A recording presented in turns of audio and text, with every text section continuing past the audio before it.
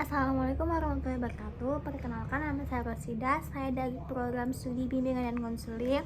Nah, di sini kita akan ceritakan diskusi tentang perkembangan kognitif teori Diaget. Nah, di sini kita akan perkembangan kognitif Piaget itu apa sih? Nah,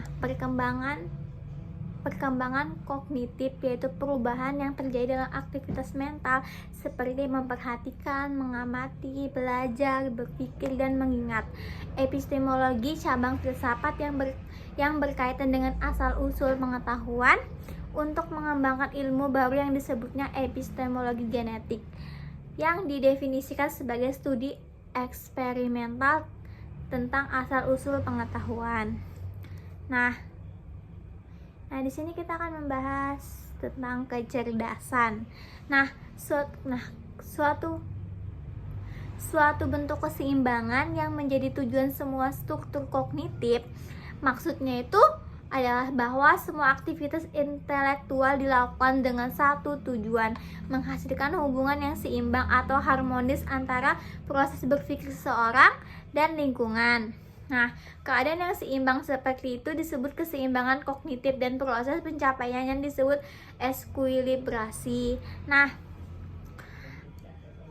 kecerdasan itu dia ada prosesnya. Mungkin dari anak-anak ini dilihatkan buat kayak mungkin anak balita. Nah, dia tuh kayak diajarin orang tuanya buat ini loh tanah, ini loh rumput. Nah, dia dari situ tuh dia akan bisa berkembang.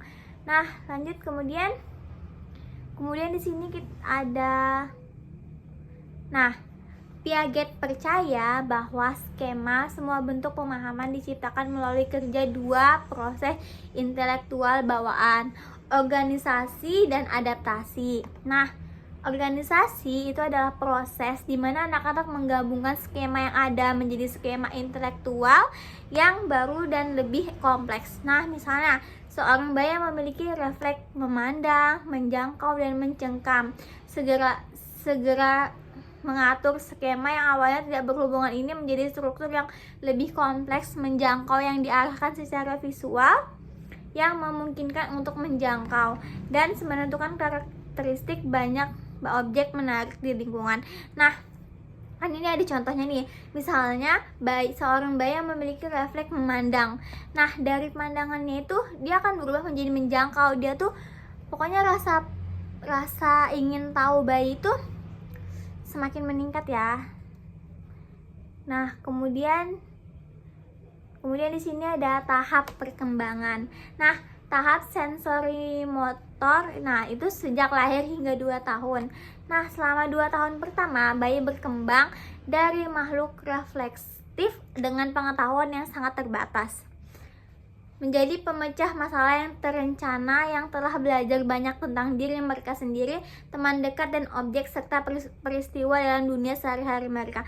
Nah, umur 2 tahun pertama ini bayi mulai kayak berkembang. Nah, berkembang kayak mereka nih mereka tuh telah belajar banyak tentang diri mereka sendiri. Mereka tuh belajar dengan misalnya bisa faktor lingkungan juga mereka bisa.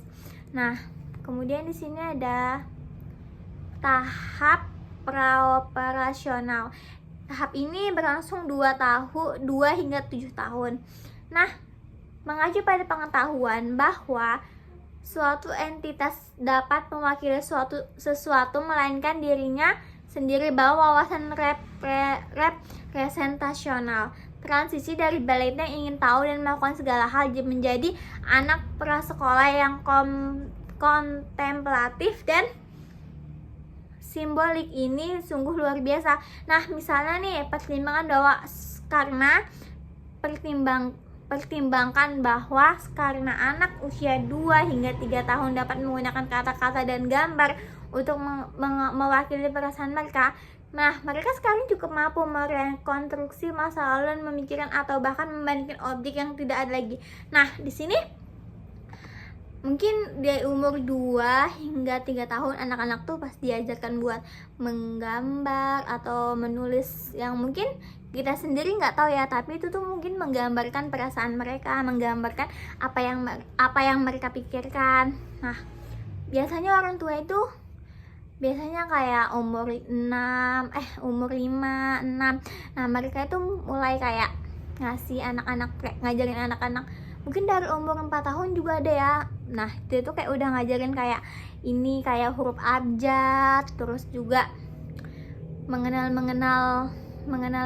kayak sesuatu lah yang mungkin kedepannya itu bakal berpengaruh buat mereka. Nah, biasanya tuh ya buat menggambar, mewarnai. Nah, itu anak-anak segitu ya. Nah, mereka tuh juga belajar berkata. Nah, itu tuh emang dari kehidupan mereka sehari-hari, mungkin dari ajaran orang tuanya.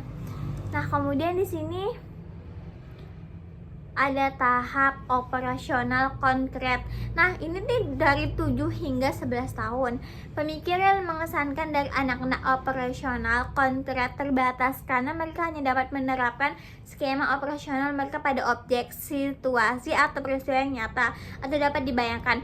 Inferensi, transitif, dan operator konkret. Misalnya, kemungkinan hanya akurat untuk objek nyata yang hadir atau pernah hadir secara fisik.